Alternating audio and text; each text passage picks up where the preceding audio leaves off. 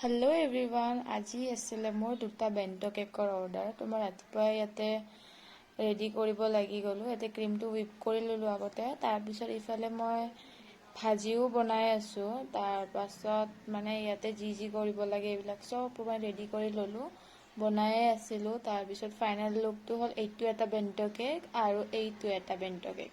এই দুটা আছিলে আজিৰ অৰ্ডাৰ। আৰু দুপৰীয়া মই খালোঁ এনেকৈ কণী অমলেট, ভাজি, ভাত। আৰু গধূলি মই এটা পাৰফিউম অৰ্ডাৰ দিছিলোঁ কমতে পোৱা কাৰণে, সৰু হয়। তাৰপিছত আমি গধূলি ওলালোঁ কেক দুটা দিবলৈ।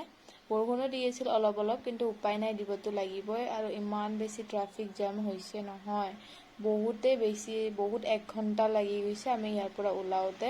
আৰু ইয়াতে এটা মৰ্টুনো ডান্স কৰি আছিল, ইমান ভাল লাগিছে দেখি। তাৰপাছত আমিও মানে অৰ্ডাৰ দুটা দি দিলোঁ, দি মেলি কিবা অলপ খাই মেলি ওলালোঁ আৰু ঘৰলৈ বুলি।